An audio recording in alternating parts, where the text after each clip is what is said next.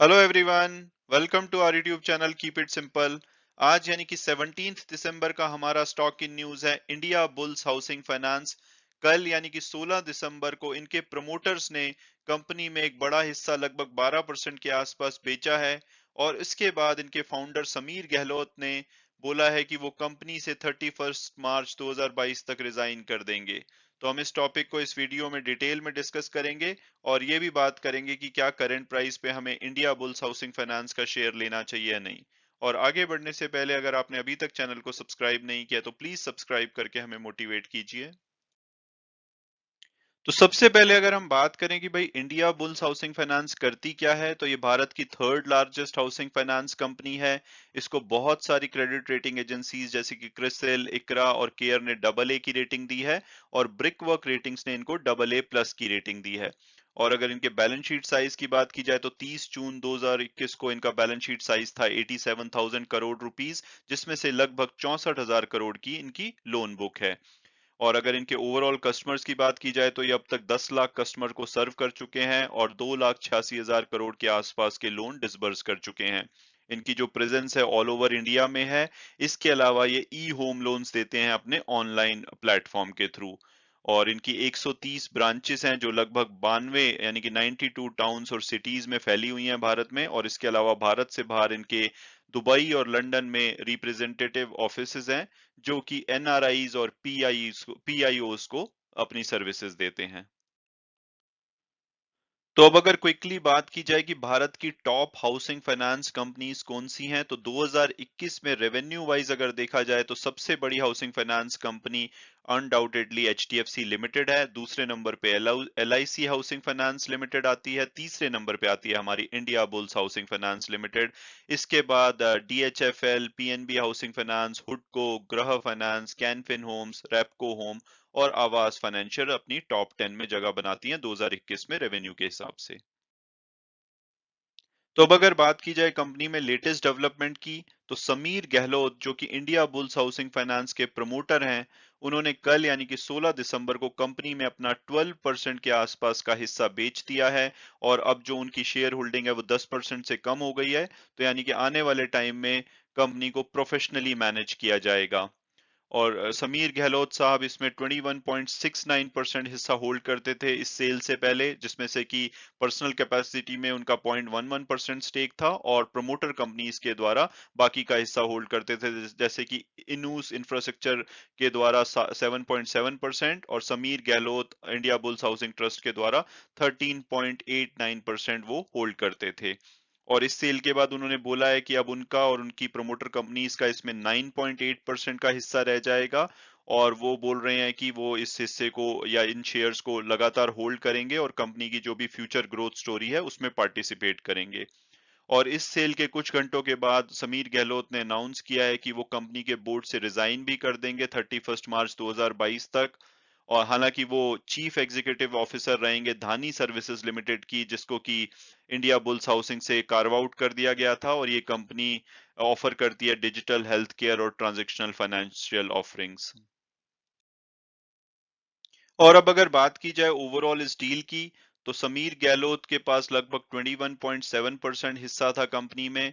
और कल इन्होंने समीर गहलोत आईबीएच ट्रस्ट के द्वारा लगभग 4 करोड़ 75 लाख शेयर बेचे हैं, जिनको कि 262.35 से लेकर के 268.49 के रेट पे बेचा गया है।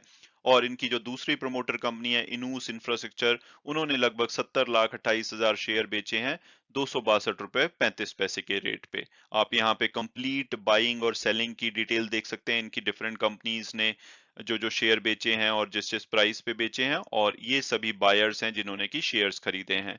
अगर हम टॉप बायर्स की बात करें तो ब्लैक स्टोन ने लगभग 2.27% हिस्सा कंपनी में खरीदा है।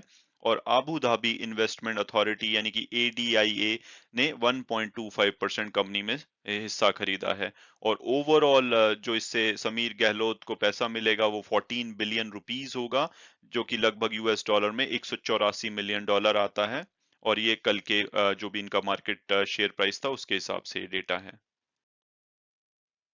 तो अब अगर बात की जाए कि भाई इनके प्रमोटर को अपना स्टेक बेचने की जरूरत क्या पड़ गई थी, तो जब से 2018 में IL&FS ग्रुप का क्राइसिस हुआ था और वो कंपनी कोलैप्स कर गई थी, उसके बाद क्रेडिट मार्केट क्राइसिस लगातार बढ़ रहा था और बहुत सारे नॉन बैंक लेंडर्स डिफॉल्ट कर रहे थे।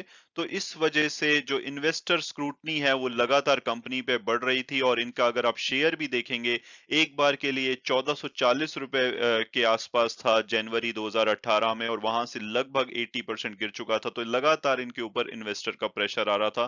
तो वो वन ऑफ द रीजन हो सकता है इनका अपना स्टेक बेच के 10% से कम करना, ताकि इसको प्रोफेशनली मैनेज किया जा सके। तो अब अगर बात की जाए कि क्या करंट प्राइस पे हमें इंडिया बुल्स हाउसिंग फाइनेंस का शेयर लेना चाहिए या नहीं, तो सबसे पहले अगर हम इसकी पास्ट परफॉर्मेंस देखें तो 3 साल में इन्होंने 68% की नेगेटिव रिटर्न दी है। हालांकि पिछले एक साल में इनकी 23% की पॉजिटिव रिटर्न है, उसमें से मेजोरिटी ऑफ रिटर्न पिछले एक महीने में आई है लगभग 14% की।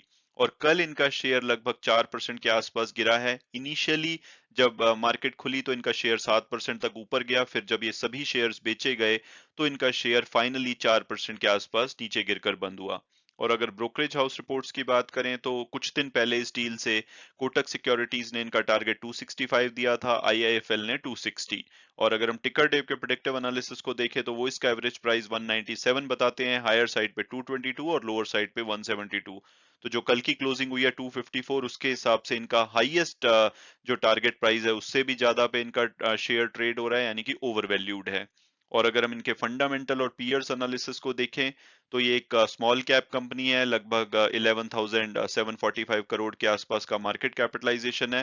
हालांकि पी और पीबी रेशो देखा जाए तो इनका वैल्यूएशन अट्रैक्टिव लगता है इनके पीयर्स के मुकाबले में, दो रिटर्न ऑन इक्विटी इनकी लोअर साइड पे है। अदरवाइज ये प्रॉफिटेबल कंपनी है। और अगर पिछले क्वार्टर की बात की जाए तो इनकी जो कंसोलिडेटेड इनकम थी पिछले क्वार्टर की वो 2,233 करोड़ थी, जो कि इनके पिछले क्वार्टर से 3.98% कम हुई थी और पिछले साल सेम क्वार्टर से 13.48% कम हुई थी, यानी कि इनकी इनकम पीछे कम हुई है।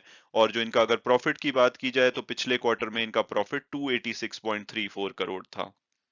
तो अब अगर मेरी पर्सनल ओपिनियन पूछी जाए तो इन सब एनालिसिस के बेसिस पे तो इनका शेयर ओवर वैल्यूड लगता है।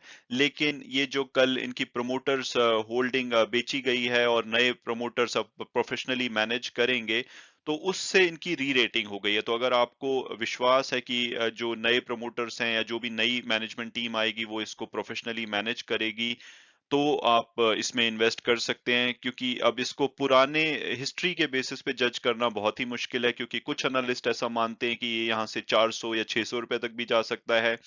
और ये सब डिपेंड करता है कि जो नई टीम आती है वो इसको कैसे मैनेज करती है। बट अगर हिस्टोरिकली देखा जाए तो ये अभी ओवर वैल्यूड है।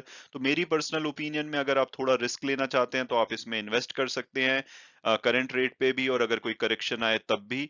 और ये आने वाले 1 से 2 साल में आपको अच्छी रिटर्न दे सकता है। लेकिन अगर आप सेफ रहना चाहते हैं तो मेरी पर्सनल ओपिनियन में अभी भी आप HDFC लिमिटेड, जो कि मार्केट लीडर है, या LIC हाउसिंग फाइनेंस के साथ ही रही है। और वीडियो क्लोज करने से पहले मैं हमेशा की तरह डिस्क्लेमर दूंगा कि जो भी व्यूज थे वो मेरे पर्सनल थे। अगर आप इसमें इन्वेस्ट करना चाहते हैं तो अपने फाइनेंशियल एडवाइजर से बात कीजिए। उसके बाद अगर आप कंफर्टेबल फील करते हैं तभी आप इसमें इन्वेस्ट कीजिए। Thanks so much for watching the video and God bless you all.